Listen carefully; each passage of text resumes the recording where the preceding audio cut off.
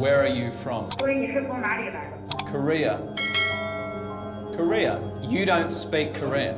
You don't speak Korean. 해외여행 가셨을 때 Are you Chinese? 라는 소리를 들으면 솔직히 기분 썩 좋지 않으시죠? 불과 10년 전만 해도 서양인들에게 아시아인은 무조건 중국인이었습니다. 하지만 지금 전 세계 공항의 상황은 180도 완전히 뒤집혔습니다. Are you Korean?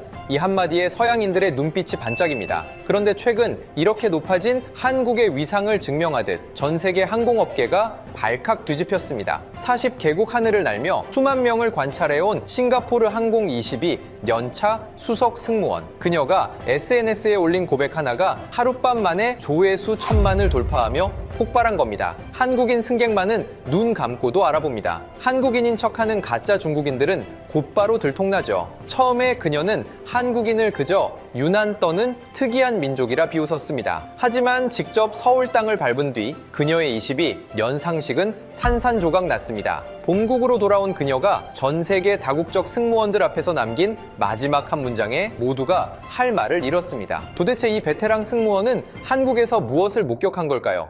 승무원이라는 직업은 겉으로는 미소와 서비스의 직업이지만 실제로는 관찰의 직업이에요. 비행기 문이 닫히는 순간부터 우리는 승객 한 명 한 명을 읽어야 합니다. 표정, 손짓, 시선. 그걸로 이 사람이 무엇을 원하는지, 어떤 상태인지 판단하는 거죠. 저는 아멜리아 탄입니다. 싱가포르 항공 수석 승무원이죠. 40개국 노선을 날았고 제 손을 거쳐 간 승객만 수십만 명입니다. 그 중에서 동양인 승객은 좀 까다로운 편입니다. 한국, 중국, 일본. 서양 승무원들은 이 세 나라를 거의 구별 못해요. 얼굴만 보면 솔직히 쉽지 않거든요. 그런데 저는 99% 맞춥니다. 얼굴이 아니에요. 행동을 보면 됩니다. 한국인 승객은 비행기에 타는 순간부터 다릅니다. 기내식 서비스가 시작되기도 전에 미리 테이블을 펴고 앉아 있어요. 마치 준비된 사람처럼. 다른 나라 승객들은 승무원이 다가가야 그제서야 테이블을 만지작거리거든요. 한국인들은 이미 펴놓고 경건하게 기다리고 있습니다. 그 모습을 보는 순간 저는 속으로 이렇게 말해요. 한국 사람이다. 음료를 물어볼 때도 마찬가지입니다. 대부분의 승객은 메뉴를 들여다보면서 고민해요. 뭐가 있죠? 오렌지 주스 있나요? 물도 되나요? 그런데 한국인 승객은 제가 입을 열기도 전에 대답이 나옵니다. 커피요. 아니면 물이요. 칼같이 정확하고 빠르죠.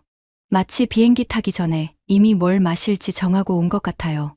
그리고 식사가 끝난 뒤가 진짜입니다.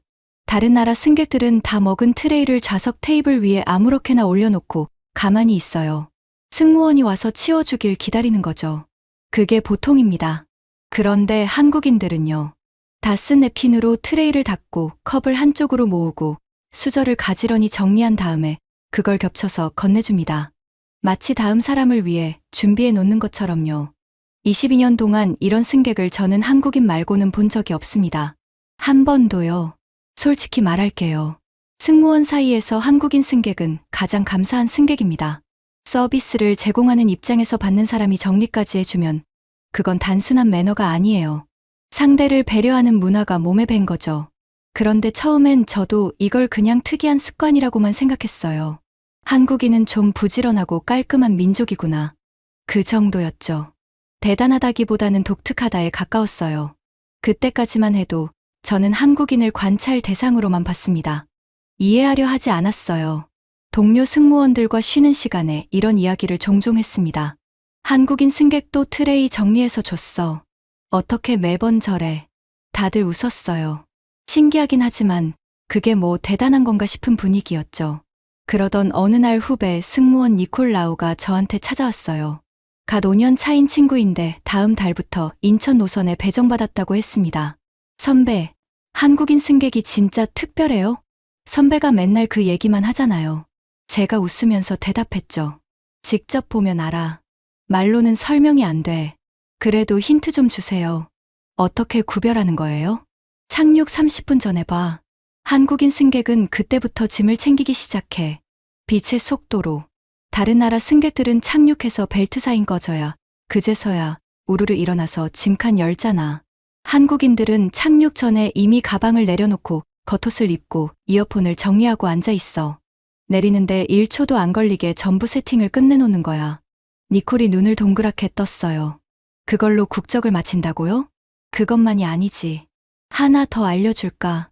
장거리 노선에서 자다가 일어난 승객 얼굴을 봐. 마스크팩을 붙이고 있으면 90% 한국인이야. 마스크팩이요? 비행기 안에서요? 응. 거기에 미스트까지 뿌리고 있으면 100%야. 22년 동안 예외가 없었어. 니콜이 배꼽을 잡고 웃었습니다. 저도 웃었어요. 하지만 한편으로는 이런 생각이 스쳤습니다.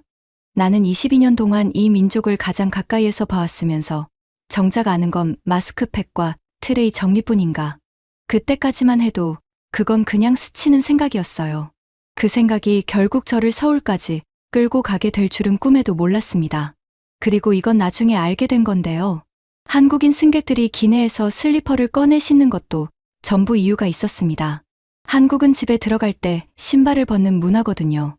온돌이라는 바닥 난방 시스템 때문에 바닥이 곧 생활 공간이에요. 그래서 비행기 좌석도 자기 공간으로 만드는 거였어요. 신발을 벗고 슬리퍼를 신는 순간 거기가 자기 방이 되는 거죠. 처음엔 몰랐습니다. 그냥 편하려고 그런 줄 알았어요. 그런데 진짜 충격적인 건 비행기 안이 아니었습니다.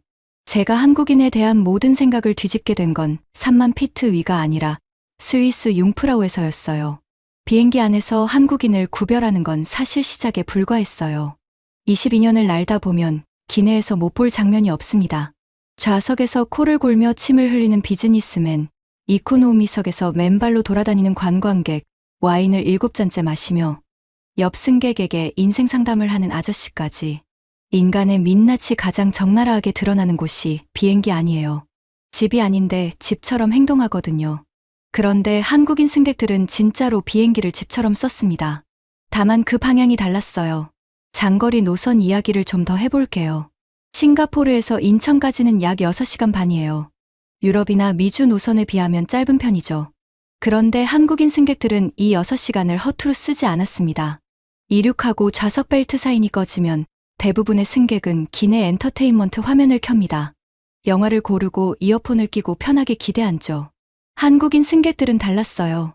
기내 모니터를 아예 안 켜는 사람이 태반이었습니다. 대신 개인 태블릿이나 스마트폰을 꺼내들어요. 거기에 이미 넷플릭스나 유튜브 영상을 오프라인으로 저장해 놓은 거예요. 자기가 보고 싶은 콘텐츠를 미리 골라서 다운로드까지 마치고 비행기에 탄 겁니다.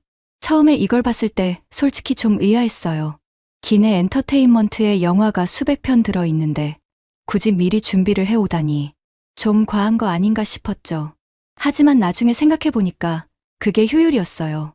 남이 골라준 메뉴에서 고르는 게 아니라 내가 원하는 걸 내가 준비해 오는 거예요. 6시간이라는 시간도 자기 계획대로 쓰겠다는 거죠. 그리고 기내식이 끝나면 벌어지는 장면이 있습니다.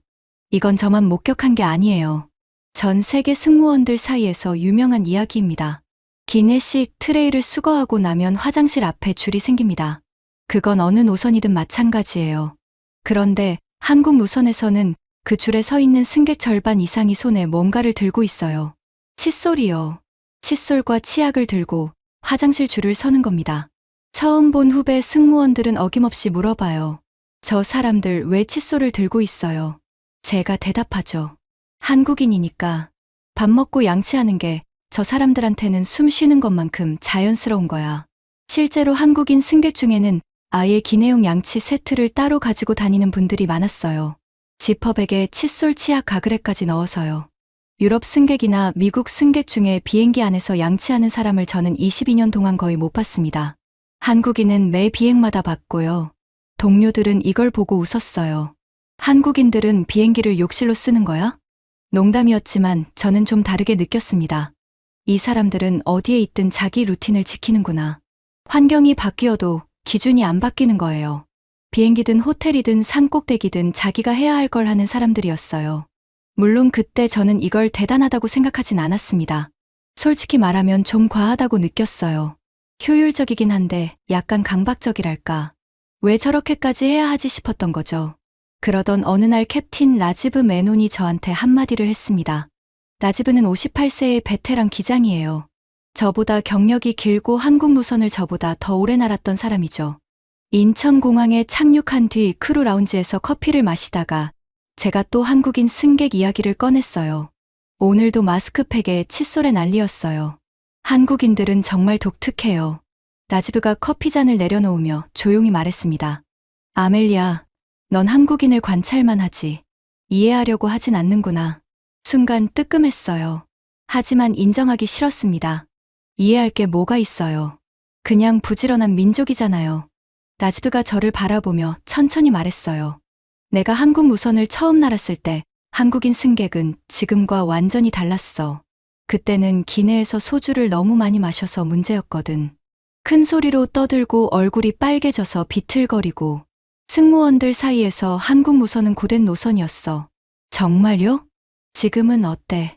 트레이를 정리해서 건네주고 칫솔 들고 줄을 서고 마스크팩을 붙이고 20년 만에 한 민족의 비행기 안행동이 이렇게 바뀐 건 내 경력 통틀어서 한국이 유일해.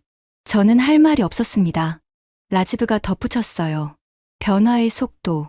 그게 한국의 진짜 특별한 점이야. 넌 지금 완성된 모습만 보고 있는 거야. 그 뒤에 뭐가 있는지는 생각해 본 적 없잖아. 그 말이 머릿속에서 떠나지 않았어요. 하지만 그렇다고 당장 뭔가 깨달은 건 아니었습니다. 글쎄요, 경제가 좋아지면 매너도 좋아지는 거 아닐까요? 저는 그냥 그렇게 넘겼어요. 그런데 한 달 뒤 스위스에서 그 장면을 보게 됩니다. 라지브의 말이 왜 맞았는지 온몸으로 느끼게 된 순간이었어요. 비행 스케줄 사이에 3일짜리 휴가가 생겼습니다. 취리 경유 노선을 마치고 돌아가는 길에 하루를 빼서 융프라우에 다녀오기로 했어요. 스위스 알프스의 톱 오브 유럽이라 불리는 곳이죠. 승무원 생활을 22년 했어도 관광을 제대로 해본 적은 별로 없거든요.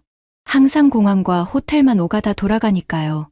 인터라켄에서 산악열차를 타고 올라가는데 차창 밖 풍경이 장난이 아니었습니다. 만년설이 덮인 봉우리들이 구름 사이로 솟아있고 초록 목초지 위에 소들이 점처럼 흩어져 있었어요. 나도 모르게 스마트폰을 꺼내 사진을 찍었습니다. 열차 안을 둘러보니 관광객들은 대부분 가벼운 차림이었어요. 운동화에 청바지, 가디건 정도. 유럽 관광객들은 카메라 하나 달랑 들고 편한 복장이었고 중국인 단체 관광객들은 얇은 패딩 정도를 걸치고 있었죠.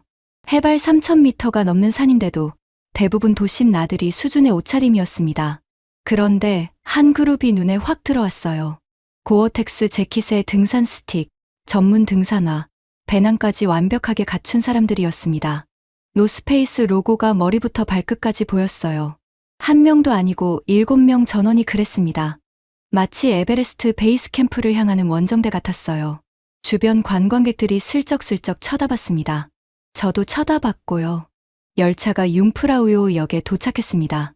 문이 열리자 차가운 바람이 확 밀려 들어왔어요. 영하의 기온에 바람까지 새서 얇은 옷을 입고 온 관광객들은 어깨를 움츠리며 느릿느릿 걸었습니다. 그 등산복 그룹은 달랐어요. 문이 열리자마자 쏜살같이 빠져나갔습니다. 등산 스틱으로 리듬을 맞추며 전망대를 향해 거침없이 걸어가는데 속도가 보통이 아니었어요. 다른 관광객들이 사진 찍으며 천천히 올라가는 사이에 그들은 이미 저 앞에서 점점 작아지고 있었습니다. 저도 따라가 보려고 했어요. 3분을 못 갔습니다. 해발 3,000m 고지대에서 빠른 걸음은 보통 체력으로는 불가능해요. 헐떡이면서 벤치에 앉았는데 그들은 이미 전망대 쪽에 올라가 있었습니다. 거기서 뭘 하고 있었냐면요. 배낭에서 김밥을 꺼내 먹고 있었어요. 알프스 만년설을 배경으로 김밥을 먹는 사람들. 그 장면이 너무 초현실적이어서 저도 모르게 사진을 찍었습니다. 옆에서 쉬고 있던 독일인 남성이 제 시선을 따라가더니 웃으며 말했어요. 한국인들이요. 여기 오면 항상 저래요. 자주 보세요? 융프라우 올 때마다 봅니다. 장비는 우리보다 좋고 속도는 우리보다 빠르고 솔직히 좀 무서워요. 그가 웃었고 저도 웃었지만 속으로는 웃기지 않았습니다. 비행기 안에서 보던 그 사람들이 산 꼭대기에서도 똑같았거든요. 미리 준비하고 누구보다 빠르게 실행하는 것. 그게 장소를 가리지 않았어요. 하산길에 그 그룹 중 부부로 보이는 두 분과 잠깐 이야기를 나눴습니다. 남편분이 영어를 좀 하셨어요. 실례지만 왜 이렇게 장비를 갖추고 오셨어요? 여기는 관광지잖아요. 그분이 빙긋 웃으며 대답했습니다. 관광지라도 사는 산이에요. 산은 존중해야 하니까요. 짧은 대답이었는데 그 안에 담긴 게 많았어요. 이 사람들은 관광을 관광으로 접근하지 않았습니다. 산에 오르는 거니까 산에 맞게 준비하는 거예요. 대충이라는 게 없었어요. 카페에서 커피를 마시든 알프스에 오르든 자기 기준으로 완벽하게 준비하는 사람들이었습니다. 그날 저녁 호텔에 돌아와서 니콜에게 메시지를 보냈어요. 한국인들 비행기 안에서만 특이한 게 아니야. 스위스 산 꼭대기에서도 똑같아. 등산복 풀세트에 김밥까지 싸왔더라. 니콜이 바로 답장을 보내왔습니다. 선배 또 한국인 관찰일기 쓰시는 거예요? 웃으면서 답장을 쳤어요. 관찰일기가 아니라 진짜 궁금해져서 그래. 이 사람들은 왜 이런 걸까? 메시지를 보내고 침대에 누워 천장을 바라봤습니다. 22년 동안 비행기 안에서 한국인을 봤어요. 트레이를 정리하는 손, 마스크팩을 붙인 얼굴, 착륙 전에 완벽하게 짐을 챙기는 모습, 그리고 오늘 산 꼭대기에서 본 등산복과 김밥. 라지브 캡틴이 한 말이 다시 떠올랐습니다. 넌 관찰만 하지 이해하려 하진 않는구나. 맞는 말이었어요. 저는 22년 동안 관찰만 했습니다. 이제는 이해하고 싶어졌어요. 그래서 결심했습니다. 다음 인천 노선 비행 스케줄에 맞춰서 개인 휴가를 붙이기로요. 22년 동안 인천공항 크루 라운지만 드나들었지 한 번도 서울 시내를 걸어본 적이 없었거든요. 비행기 위에서 내려다보기만 했던 그 나라를 직접 밟아보고 싶었습니다. 그런데 제가 서울에서 경험한 첫 번째 사건은 저를 완전히 얼어붙게 만들었습니다. 인천 노선 비행을 마치고 크루들과 헤어졌습니다. 보통은 크루버스를 타고 공항 근처 호텔로 가서 다음 비행까지 쉬거든요. 그런데 이번에는 달랐어요. 짐을 끌고 입국장으로 향했습니다. 22년 만에 처음으로 승무원이 아니라 여행자로서 한국 땅을 밟는 거였어요. 입국 심사대 앞에 섰는데 자동 출입국 시스템이 눈에 들어왔습니다. 싱가포르 창의공항도 세계 최고 수준이라고 자부하거든요. 저는 그 공항을 베이스로 22년을 일한 사람이에요. 공항 시스템에 관해서는 웬만해선 놀라지 않습니다. 그런데 놀랐어요. 여권을 대고 얼굴 인식을 하고 게이트를 통과하는데 걸린 시간이 8초였습니다. 8초요. 줄도 없었고 직원한테 질문을 받지도 않았어요. 창의공항에서도 이 정도 속도는 쉽지 않거든요. 물론 창의공항도 빠릅니다. 하지만 인천공항은 그냥 빠른 게 아니라 군더더기가 없었어요. 동선 자체가 사람을 멈추게 하지 않도록 설계돼 있었습니다. 입국장을 빠져나와 공항철도를 탔습니다. 비행기에서 내려다본 한국은 늘 회색빛 도시와 아파트 숲이었거든요. 3만 피트 위에서 보는 풍경은 다 비슷비슷해요. 그래서 큰 기대는 없었습니다.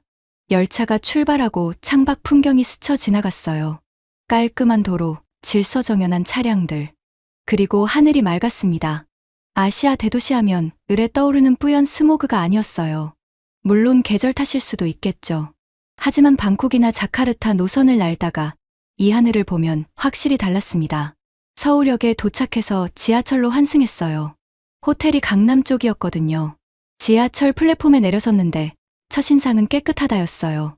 바닥에 쓰레기 하나 없고 안내 표지판은 한국어, 영어, 중국어, 일본어 4개 국어로 되어 있었습니다. 그런데 진짜 충격은 화장실에서 왔어요. 환승 통로에 있는 지하철 화장실에 들어갔는데 저는 진심으로 멈춰섰습니다. 이게 지하철 화장실이라고요. 유럽 이야기를 먼저 해야 할 것 같아요. 저는 런던, 파리, 프랑크푸르트 노선도 수년간 날았습니다.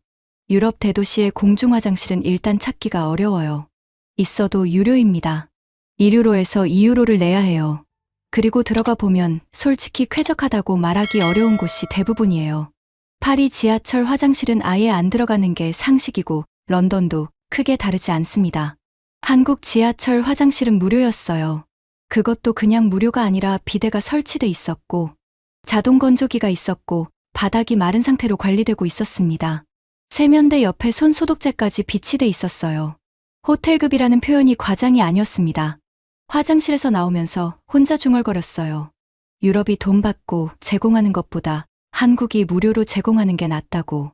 지하철을 타고 강남역에 내렸습니다. 에스컬레이터를 타고 지상으로 올라오는 순간 서울의 거리가 펼쳐졌어요. 높은 빌딩들, 세련된 간판들, 깔끔하게 정비된 도로, 그리고 거리를 걸어다니는 사람들을 보면서 비행기 안에서 봤던 그 사람들이 떠올랐습니다. 물광 피부요. 비행기 안에서 마스크팩을 붙이던 그 사람들이 여기서 일상을 살고 있었어요. 남녀 불문하고 피부가 빛났습니다. 옷차림도 시즌 유행을 정확하게 반영하고 있었어요. 같은 브랜드 같은 스타일이 거리 곳곳에 보였는데 그게 촌스러운 게 아니라 하나의 흐름처럼 느껴졌어요. 호텔에 체크인하고 짐을 풀었습니다. 창문으로 서울 시내가 내려다 보였어요. 22년 동안 이 도시의 하늘 위만 날아다녔는데 이제야 땅 위에 서 있다는 게 묘한 기분이었습니다. 캡틴 라지브에게 메시지를 보냈어요. 서울에 왔어요. 당신 말이 맞았어요. 관찰만으로는 부족했어요. 라지브의 답장이 금방 왔습니다. 드디어 갔구나. 3일이면 충분할 거야. 내 눈이 완전히 뒤집히는데 그때는 라지브가 과장한다고 생각했어요.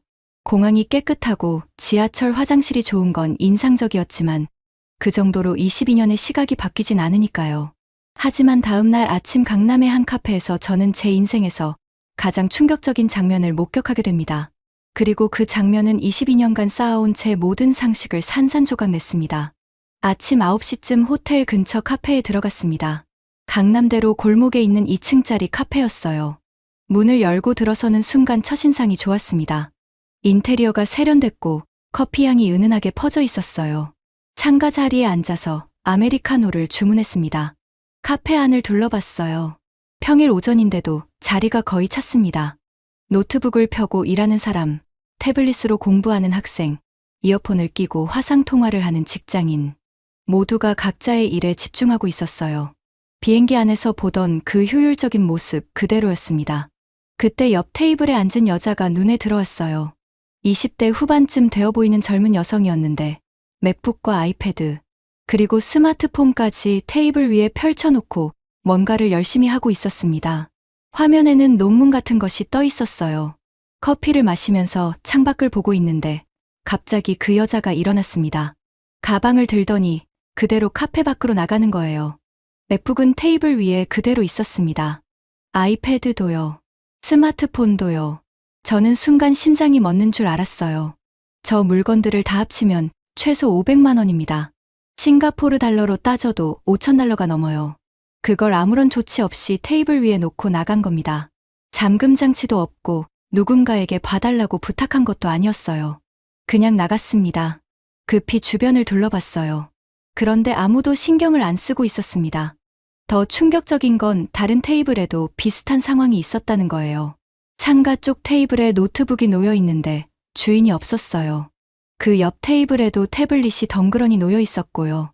사람이 없는 자리에 전자기기가 널려 있었는데 아무도 거들떠보지 않았습니다. 저는 거의 반사적으로 카운터로 달려갔어요. 저기 저 테이블 손님이 물건을 전부 놓고 나갔어요. 직원이 저를 보더니 미소를 지으며 대답했습니다. 아, 괜찮아요. 자리 맡기 하신 거예요. 곧 돌아오실 거예요. 자리 맡기요? 네.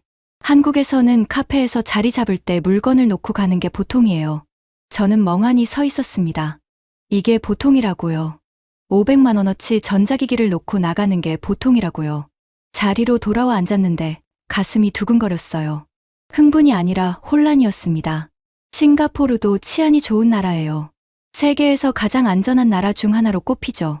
하지만 싱가포르에서도 카페에 노트북을 놓고 나가는 사람은 없습니다. 절대로요. 미국은 말할 것도 없고요. 뉴욕이나 LA에서 이러면 돌아왔을 때 테이블이 깨끗하게 비어 있을 겁니다. 100%요. 15분쯤 지났을까요? 그 여자가 편의점 비닐봉지를 들고 돌아왔습니다. 아무렇지 않게 자리에 앉아 봉지에서 삼각김밥을 꺼내 먹으면서 다시 맥북을 두드리기 시작했어요. 물건이 사라졌을 거라는 걱정은 1mm도 안 하는 표정이었습니다. 참을 수가 없었어요. 말을 걸었습니다. 실례지만 방금 물건을 전부 놓고 나가셨잖아요. 무섭지 않으세요? 그녀가 고개를 들어 저를 보더니 살짝 웃었어요. 아, 여기 단골이라서요. 근데 단골 아닌 카페에서도 이렇게 해요. 한국에서는 다 이래요. 진짜요? 저는 싱가포르에서 왔는데 우리나라도 치안이 좋지만 이렇게까지는 못해요. 미국에서 유학했는데요. 거기서는 화장실 갈 때도 노트북 들고 갔어요. 한국 돌아오니까 그게 제일 편하더라고요. 아, 무겁게 들고 다닐 필요가 없구나 하고요. 그녀가 아멜리아라는 제 이름을 물어봤어요. 저도 이름을 물었죠. 하윤이요. 정하윤. 하윤이라는 이름을 들으며 저는 이 순간이 단순한 대화가 아니라는 걸 느꼈어요. 이건 치안이 좋은 게 아니었습니다. 시스템이 잡아주는 안전이 아니라 사람들이 서로를 신뢰하는 문화였어요. CCTV가 많아서 안전한 게 아니라 가져가는 사람이 없으니까 안전한 거였습니다. 그 차이가 거대했어요. 자리로 돌아와 커피를 마시는데 손이 떨렸습니다. 니콜에게 전화를 걸었어요. 니콜 한국 카페에서 사람들이 맥북을 놓고 나가. 500만 원짜리를. 아무도 안 가져가. 네? 그게 말이 돼요? 나도 방금까지 안 믿었어. 전화를 끊고 카페 안을 다시 둘러봤습니다. 여전히 빈자리에 노트북이 놓여 있었고 아무도 신경 쓰지 않고 있었어요. 22년 동안 비행기 안에서 트레이를 정리해주는 손을 보면서 그냥 깔끔한 사람들이라고만 생각했었는데 이건 깔끔함이 아니었어요. 이건 신뢰였습니다. 그런데 이건 시작이었어요. 그날 아침 하윤에게서 한국에 대해 제가 전혀 몰랐던 이야기를 듣게 됩니다. 그 이야기는 마스크팩이나 트레이 정리 같은 게 아니었어요. 한국이라는 나라의 뼈대에 관한 이야기였습니다. 하윤과 저녁을 같이 먹기로 했습니다. 카페에서 나눈 대화가 짧았는데도 묘하게 통하는 느낌이 있었거든요. 하윤이 강남역 근처 한 식당을 추천해줬어요. 된장찌개가 맛있는 집이라고 했습니다. 식당에 들어서니 반찬이 먼저 나왔어요. 김치, 시금치, 나물, 멸치볶음, 콩자반. 작은 접시에 가지런히 담긴 반찬들이 테이블을 채웠습니다. 저는 싱가포르에서도 한식을 가끔 먹었지만 이렇게 반찬이 줄줄이 나오는 건 직접 와서 처음 경험했어요. 된장찌개를 한 숟갈 뜨는데 뜨거운 국물이 입안에 퍼지면서 깊은 맛이 올라왔습니다. 그냥 맛있다가 아니라 몸이 따뜻해지는 느낌이었어요. 비행기 안에서 기내식만 먹다가 이런 음식을 먹으니까 왜 한국인 승객들이 기내식을 빨리 해치우는지 이해가 됐습니다. 이런 음식을 매일 먹는 사람들한테 기내식은 그냥 때우는 한 끼인 거죠. 밥을 먹으면서 하윤의 얼굴을 마주보는데 카페에서 느꼈던 게 다시 떠올랐어요. 하윤 씨, 한국 사람들은 왜 피부가 저렇게 빛나요? 대뜸 이런 질문을 던졌더니 하윤이 웃었어요. 빛난다기보다 관리를 하는 거예요. 한국에서는 스킨케어가 그냥 화장이 아니라 자기 관리의 일부거든요. 세안부터 시작해서 토너, 에센스, 세럼, 수분크림까지 기본이 10단계예요. 10단계요? 네. 근데 이게 여자만 하는 게 아니에요. 요즘 한국 남자들도 기본 스킨케어는 다 해요. 비행기에서 마스크팩을 붙이던 그 장면이 겹쳐 보였습니다. 기내에서 팩을 하고 미스트를 뿌리는 게 유난이 아니라 그냥 일상 루틴의 연장이었던 거예요. 비행기 안이 건조하니까 평소에 하던 관리를 거기서도 하는 거였죠. 그럼 외국인들이 한국인 구별할 때 피부를 보는 것도 근거가 있는 거네요. 맞아요. 일본 여성은 볼터치가 도드라지는 메이크업을 하고 중국 여성은 강렬한 레드립의 윤곽을 강조하거든요. 한국 여성의 포인트는 피부 자체예요. 화장을 했는데 안 한 것 같은 게 목표인 거죠. 새로운 시각이었어요. 비행기 안에서 저는 외모로 국적을 구별하려 했지만 그 외모 차이의 뒤에 있는 문화는 생각해 본 적이 없었거든요. 된장찌개를 거의 다 먹을 무렵 하윤이 자기 이야기를 해줬어요. 대학원에서 언어학을 전공하고 있다고요. 언어학이요? 어떤 연구를 하세요? 한국어와 AI의 관계를 연구하고 있어요. 한국어와 AI요? 하윤이 숟가락을 내려놓으며 눈을 반짝였습니다. 자기 전공 이야기가 나오니까 신이 난 거예요. 아멜리아 씨 영어 쓰시잖아요. 영어는 발음과 철자가 일치하지 않는 거 아시죠? 당연하죠. 나이트의 K는 왜 있는 건지 아직도 모르겠어요. 하윤이 웃었어요. 미국 드라마 보면 전화할 때 이름을 말하고 나서 꼭 철자를 하나하나 불러주잖아요. 스미스, SMITH 이런 식으로요. 왜 그런 줄 아세요? 들리는 대로 쓰면 틀리니까요. 일본어도 비슷한 문제가 있어요. 히라가나로 입력하면 한자 후보가 여러 개 뜨거든요. 그 중에 맞는 걸 골라야 해요. 입력 한 번에 끝나는 게 아니라 선택 과정이 한 번 더 들어가는 거죠. 한국어는 다른 거예요? 한국어는 들리는 대로 쓰면 돼요. 발음과 철자가 거의 완벽하게 일치하거든요. 그래서 AI 음성인식에서 한국어가 엄청난 강점을 갖고 있어요. 기계가 사람 말을 알아듣고 텍스트로 바꿀 때 확인 과정이 필요 없는 거예요. 솔직히 충격이었습니다. 유엔이 한글을 세계에서 가장 과학적인 문자로 인정했다는 건 저도 어디선가 들은 적 있었어요. 하지만 그게 구체적으로 뭘 의미하는지는 몰랐거든요. 이게 600년 전에 세종대왕이라는 왕이 만든 문자예요. 그 시대에 백성들이 글을 몰라서 억울한 일을 당하니까 누구나 쉽게 배울 수 있는 문자를 만든 거거든요. 그때 양반들은 반대했대요. 백성이 그를 알면 다스리기 어려워진다고. 600년 전에 만든 문자가 AI 시대의 무기가 되는 거네요. 맞아요. 세종대왕이 미래를 본 건 아니겠지만 과학적으로 설계된 문자가 결국 기술 시대에 빛을 발하는 거죠. 밥을 다 먹고 하윤이 메뉴판을 가리키며 물었어요. 매운 거 드실 수 있어요? 불닭볶음면이라고 있는데 한번 도전해 보실래요? 자신 있게 시켰습니다. 싱가포르 음식도 매운 게 많거든요. 한 젓가락 입에 넣는 순간 눈물이 확 올라왔어요. 입안이 불타는데 매운맛 속에 단맛이랑 감칠맛이 겹쳐 있었습니다. 고통스러운데 자꾸 손이 가는 거예요. 이거 왜 이래요? 아픈데 맛있어요. 하윤이 키득거렸어요. 한국 매운맛이 그래요. 서양 매운맛은 칠리 기반이라 그냥 아프거든요. 한국 매운맛은 매운맛에 단맛, 감칠맛, 발효가 다 겹쳐 있어서 중독성이 있어요. 기생충 영화에서 라면 끓이는 장면 있잖아요. 그 장면 하나로 전 세계 한국 라면 수출이 바뀌었어요. 땀을 닦으며 불닭볶음면을 끝까지 비웠습니다. 입안이 얼얼한 채로 식당을 나왔어요. 하윤과 인사하고 헤어져서 호텔로 걸어가는 길에 생각이 많았어요.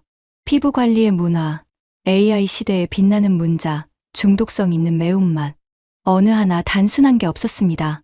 전부 그 뒤에 이유와 역사와 철학이 있었어요. 호텔에 돌아와 침대에 앉아서 스마트폰을 꺼냈습니다. 문득 궁금해져서 한국 여권에 대해 검색했어요. 그리고 화면에 뜬 숫자를 보는 순간 저는 또 한 번 얼어붙었습니다. 세계 여권 파워 랭킹 2위. 대한민국. 그 숫자를 보고 한참을 멍하니 앉아 있었습니다. 여권 파워라는 건 그 나라 국민이 비자 없이 갈 수 있는 나라 수를 기준으로 매기는 순위예요. 경제력만으로 결정되는 게 아닙니다. 외교 신뢰도, 민주주의 성숙도, 국제사회에서의 평판 이런 것들이 복합적으로 반영돼요. 한국의 경제 규모는 세계 12위입니다. 12위도 대단한 거지만 여권 순위는 그보다 훨씬 위인 2위예요. 경제력으로만 보면 한국보다 큰 나라들이 줄줄이 있는데 여권 파워에서는 그 나라들을 전부 제쳤다는 뜻입니다. 1위가 어디냐고요? 싱가포르예요. 제 나라가 1위고 한국이 2위. 이 사실이 묘하게 와닿았어요. 제가 가장 가까이서 관찰해온 민족의 나라가 제 나라 바로 다음이라니요. 그런데 진짜 충격은 그 다음에 검색한 내용이었습니다. 20년 전만 해도 한국인이 미국에 가려면 대사관에 가서 인터뷰를 해야 했어요. 비자 인터뷰요. 왜 미국에 가는지, 언제 돌아오는지, 재산은 얼마나 있는지 이런 질문을 받고 통과해야 비자를 받을 수 있었습니다. 같은 시기에 일본인은 이미 미국 무비자였어요. 한국인만 인터뷰를 받아야 했던 거죠. 그 나라가 지금은 여권 파워 2위입니다. 20년이에요. 고작 20년 만에 미국 대사관 인터뷰를 받던 나라가 세계 어디든 자유롭게 갈 수 있는 나라가 된 겁니다. 라지브 캡틴이 했던 말이 정확히 이거였어요. 변화의 속도. 이렇게 빨리 바뀐 나라는 한국이 유일하다고. 침대에서 일어나 창가에 섰습니다. 서울의 야경이 반짝이고 있었어요. 이 불빛 아래 사는 사람들이 20년 전에는 미국 비자 인터뷰를 받으러 줄을 서 있었다니. 지금 이 도시를 보면 상상이 안 됐습니다. 그리고 또 하나 떠오른 게 있었어요. 10년 전 유럽 노선을 날 때의 기억이었습니다. 그때는 서양인이 동양인을 보면 거의 자동으로 이렇게 물어봤어요. 아, you Chinese? 중국인이세요? 그게 기본 질문이었습니다. 미국 내 동양인 중에 중국계가 가장 많으니까 그냥 동양인이면 중국인이겠거니 하는 거죠. 한국인이든 일본인이든 베트남인이든 다 똑같이 차이니스라고 물어봤어요. 한국인 승객 중에 그 질문을 받고 기분 나빠하시는 분들이 있었거든요. 당연히 그러실 만합니다. 그런데 어느 순간부터 바뀌었어요. 아, you Korean. 한국인이세요? 서양인들이 동양인을 보면 이제 이렇게 물어보기 시작한 거예요. 그것도 비웃는 게 아니라 설레는 표정으로요. I love BTS. I watched Squid Game. 한국인이라고 하면 눈이 반짝반짝해지는 거예요. 이 변화를 저는 기내에서 수없이 목격했습니다. 예전에는 I am Korean이라고 하면 오 코리아 하고 그냥 넘어갔어요.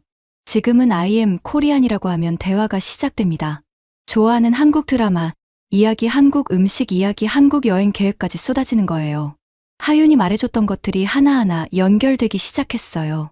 600년 전에 만든 문자가 AI 시대의 무기가 되고 10단계 스킨케어가 글로벌 뷰티 산업을 이끌고 매운 라면 하나가 전 세계 식문화를 바꾸고 있는 나라.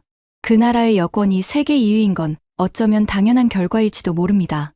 문득 하윤에게서 들은 유학생 이야기도 떠올랐어요.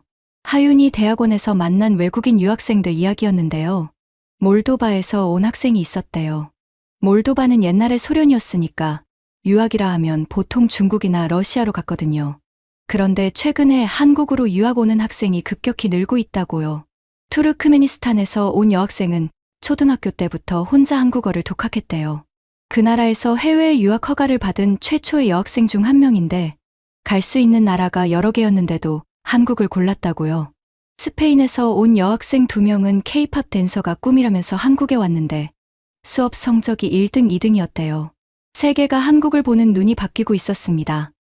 유 차이니스에서 유 코리안으로, 비자 인터뷰 필수 국가에서 여권 파워 2위로, 유학 비인기국에서 전 세계 학생들이 찾아오는 나라로, 이 모든 변화가 고작 20년 안에 일어난 거예요. 스마트폰을 내려놓고 다시 창밖을 봤습니다. 서울의 불빛이 아까와 똑같이 반짝이고 있었는데 같은 풍경이 다르게 보였어요. 이 도시는 멈춰 있는 게 아니라 지금 이 순간에도 변하고 있는 거구나. 그날 밤 잠이 잘 오지 않았어요. 뒤척이다가 새벽에 겨우 잠이 들었습니다. 그리고 다음 날 서울에서의 마지막 날이 시작됐어요. 지하철에서 벌어진 한 장면이 저를 끝내 무릎 꿇게 만들었습니다. 22년간 승객을 관찰해온 제 눈에서 그날 처음으로 눈물이 흘렀어요. 서울에서의 마지막 날이었습니다. 오후에 인천공항으로 가야 했기 때문에 오전에 남산타워를 보고 오기로 했어요. 하윤이 남산은 꼭 가보라고 했거든요. 서울이 한눈에 보인다고. 호텔에서 지하철을 타고 명동역으로 향했습니다. 아침 출근 시간이라 사람이 많았어요. 좌석은 이미 다 찼고 저는 손잡이를 잡고 서 있었습니다. 세 번째 역에서 사람들이 우르르 내리고 탔어요. 그때 좌석에서 뭔가가 바닥으로 떨어지는 소리가 났습니다. 갈색 지갑이었어요. 방금 내린 승객이 떨어뜨린 것 같았습니다. 지갑은 좌석 아래로 미끄러져 들어갔고 주인은 이미 문 밖으로 나간 뒤였어요. 저는 순간 몸이 굳었습니다. 죽고 싶었지만 문이 닫히고 있었거든요. 그런데 제 옆에 서 있던 20대 초반의 남자가 번개처럼 움직였어요. 좌석 아래에서 지갑을 낚아채더니 닫히는 문 사이로 몸을 비집고 나갔습니다. 플랫폼에서 뛰어가는 그의 뒷모습이 보였어요. 저만치 걸어가고 있던 지갑 주인의 어깨를 탁 치더니 지갑을 건네주고 고개를 까딱 숙이고는 다시 돌아와 다음 열차를 기다리고 있었어요. 문이 닫히고 열차가 출발했습니다. 저는 창문 너머로 그 청년의 뒷모습을 봤어요. 자기 열차를 포기하고 남의 지갑을 돌려준 겁니다. 그것도 아무렇지 않은 표정으로요. 영웅적인 행동을 한 사람의 얼굴이 아니었어요. 그냥 당연한 걸 한 사람의 얼굴이었습니다. 명동역에 내려서 한참을 서 있었어요. 비행기에서 트레이를 정리해 주던 손, 카페에서 노트북을 놓고 나갔던 하윤, 그리고 방금 남의 지갑을 위해 자기 열차를 포기한 청년. 다 연결되는 거였어요. 이 사람들한테는 남의 일이라는 개념이 없는 거예요. 남산타워에는 가지 못했습니다. 마음이 복잡해서 근처 벤치에 앉았어요. 하윤에게 방금 있었던 일을 메시지로 보냈습니다. 하윤의 답장이 왔어요. 한국에서는 흔한 일이에요. 그런데 아멜리아 씨한테 하나 더 이야기해 줄 게 있어요. 하윤이 보내온 건 한 사람의 이야기였습니다. 이수연이라는 이름이었어요. 일본에서 유학하던 한국 청년이었습니다. 도쿄 지하철역에서 술에 취한 사람이 선로에 떨어졌어요. 열차가 다가오고 있었습니다. 플랫폼에 있던 사람들은 얼어붙었어요. 이수연은 뛰어내렸습니다. 취객을 끌어올리려 했어요. 열차가 멈추지 못했습니다. 이수연은 그 자리에서 목숨을 잃었어요. 스마트폰 화면이 흐려졌습니다.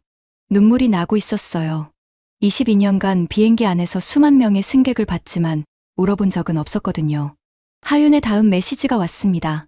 동양 삼국 민족성을 비교하는 유명한 말이 있어요. 물에 빠진 사람을 봤을 때 중국인은 못 본 척 지나가고 일본인은 발을 동동 구르다 가고 한국인은 보는 순간 뛰어든다. 이수연 씨가 그랬어요. 저는 한참 동안 답장을 못 쳤어요. 아까 지하철에서 본 그 청년이 겹쳐 보였거든요. 닫히는 문 사이로 뛰어나간 그 모습이요. 물론 지갑을 돌려주는 것과 선로에 뛰어드는 건 차원이 다른 일이에요. 하지만 뿌리는 같았습니다. 남의 일을 그냥 지나치지 못하는 거예요. 하윤이 마지막으로 보낸 메시지가 있었어요. 한국어에서 가장 많이 쓰이는 단어가 뭔지 아세요? 우리예요. 우리 엄마, 우리 학교, 우리나라. 영어에서는 my mom, my school, my country잖아요. 한국에서는 나이가 아니라 우리예요. 남의 일이 없는 민족이에요. 우리. 그 단어가 머릿속에서 맴돌았습니다. 비행기에서 트레이를 정리해서 건네주는 것도 승무원을 우리 쪽 사람으로 보기 때문이었을까요? 카페에서 노트북을 놓고 나갈 수 있는 것도 주변 사람들을 우리로 신뢰하기 때문이었을까요? 22년간 관찰만 했던 것들이 하나로 연결되는 순간이었습니다. 벤치에서 일어나 호텔로 돌아갔어요. 짐을 싸야 했거든요. 가방을 꾸리면서 생각했습니다. 이걸 나만 알고 있으면 안 된다. 22년 동안 가장 가까운 자리에서 본 것들을 이제는 말해야 할 때가 됐다고요. 그날 밤 인천공항행 택시 안에서 저는 스마트폰을 꺼내 글을 쓰기 시작했습니다. 22년 동안 한 번도 쓰지 않았던 글을요.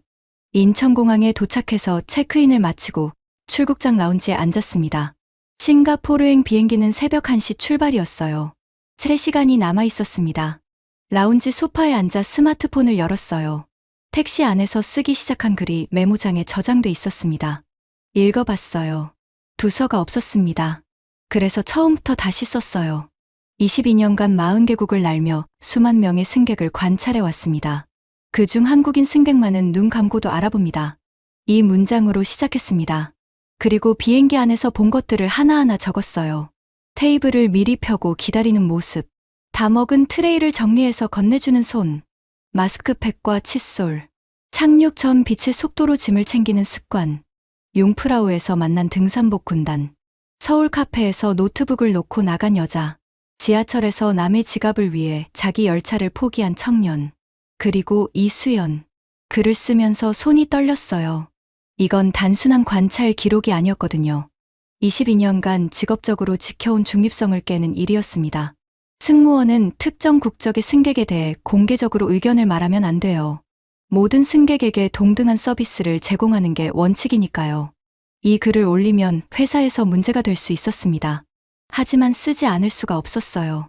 마지막 문장을 쓸 때 하윤의 얼굴이 떠올랐습니다.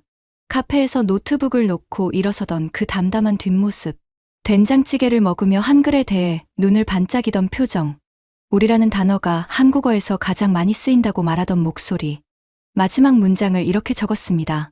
한국인을 알아보는 법을 익혔다고 생각했는데 사실 나는 세상에서 가장 빠르게 진화한 민족을 22년째 가장 가까운 자리에서 목격하고 있었다.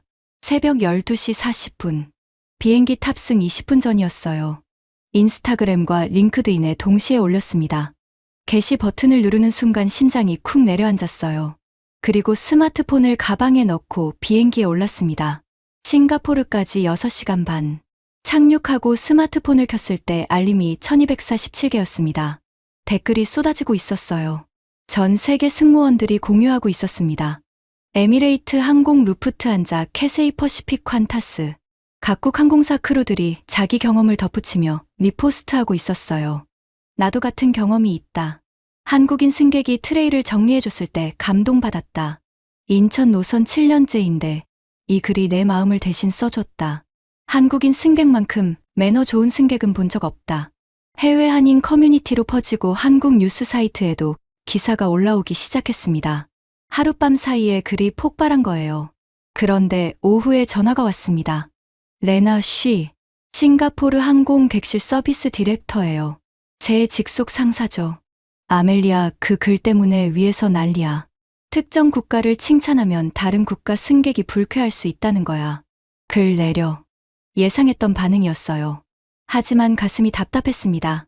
레나, 그 글에 쓴 건 전부 제가 직접 본 사실이에요. 사실이든 아니든 회사 입장이 있잖아. 일단 내려. 전화를 끊고 한참을 앉아 있었습니다. 글을 내릴까? 22년 경력을 지킬까? 아니면 진실을 지킬까? 비행기 안에서 봤던 수만 명의 한국인 승객 얼굴이 스쳐 지나갔어요. 트레이를 정리하던 손, 칫솔을 들고 줄을 서던 모습, 착륙 전에 짐을 챙기던 속도, 그리고 이수연. 글을 내리지 않았습니다.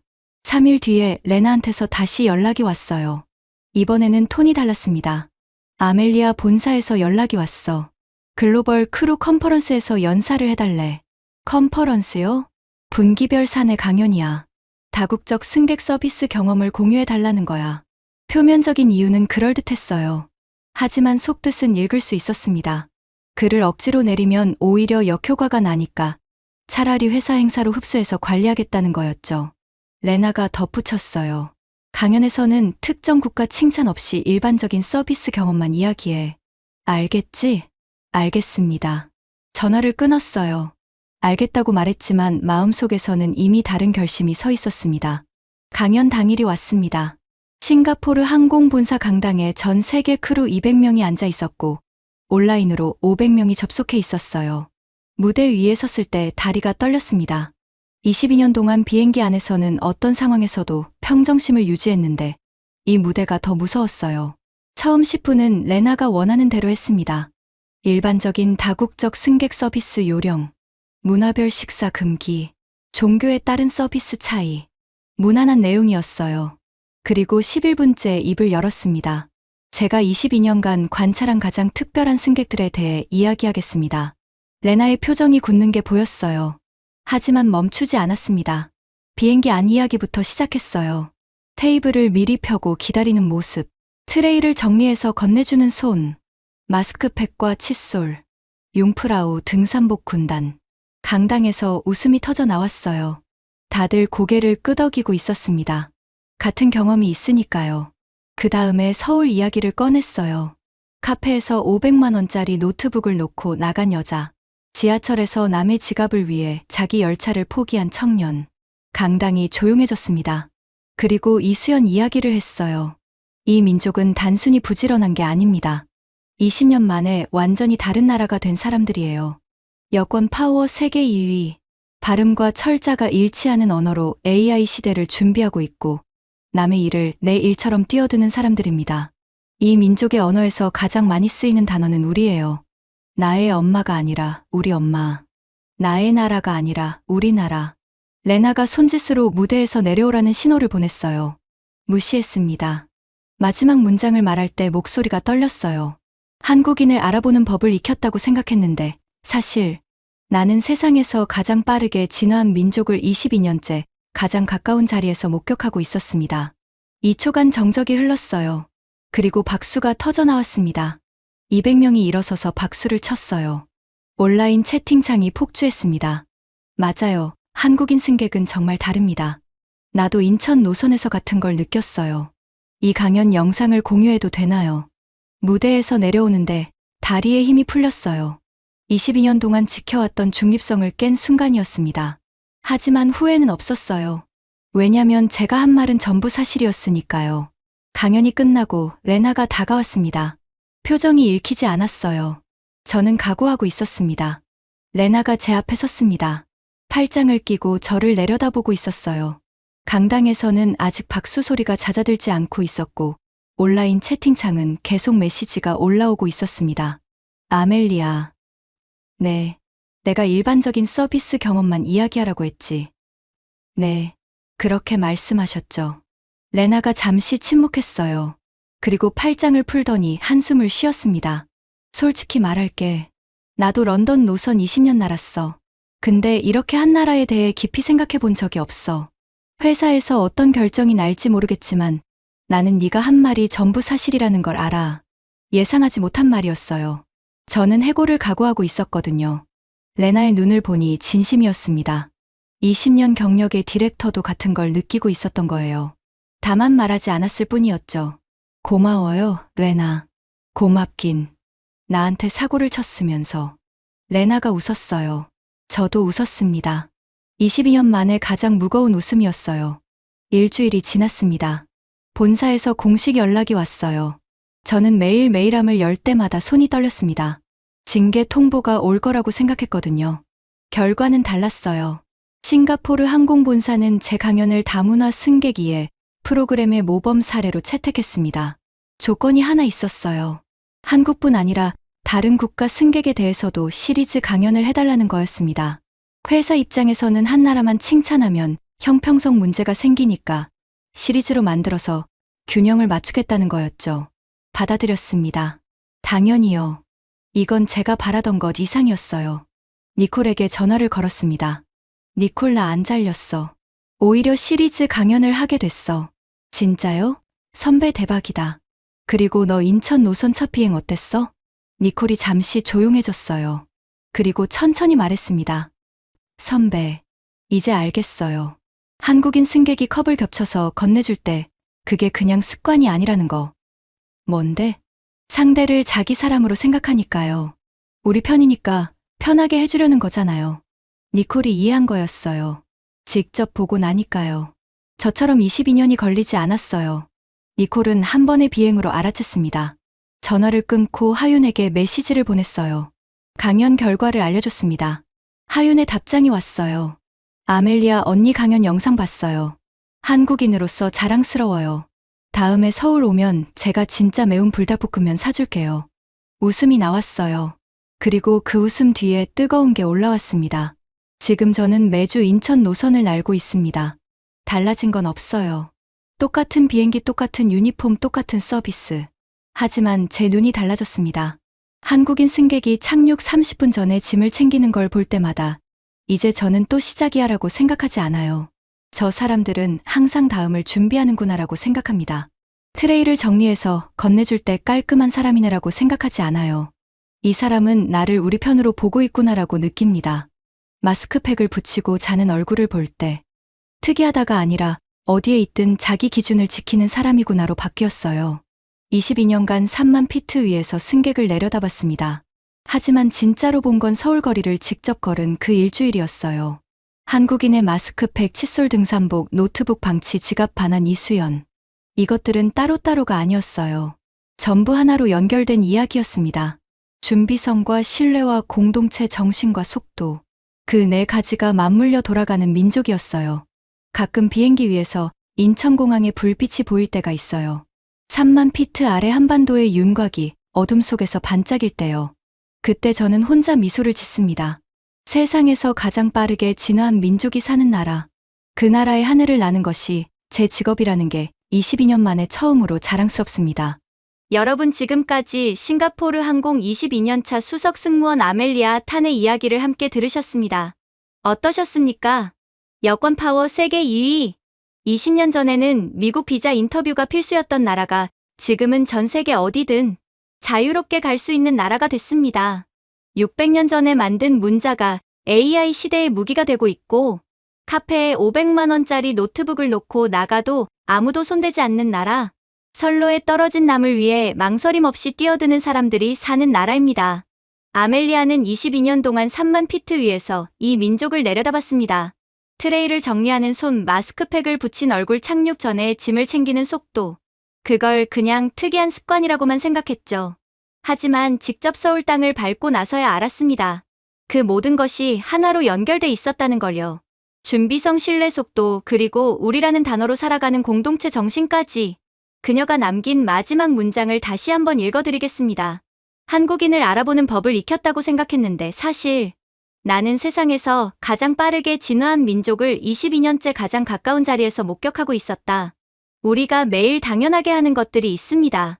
밥 먹고 양치하는 것, 카페에서 자리 맡으려고 물건 놓고 나가는 것, 남이 떨어뜨린 지갑을 주워서 돌려주는 것. 우리한테는 별것 아닌 일상이에요.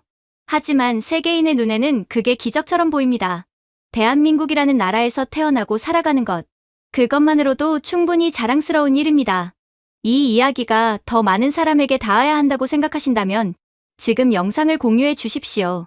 여러분의 공유 하나가 대한민국이 어떤 나라인지 세상에 알리는 일이 됩니다.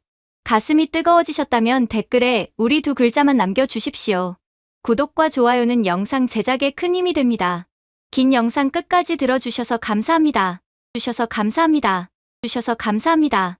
주셔서 감사합니다. 주셔서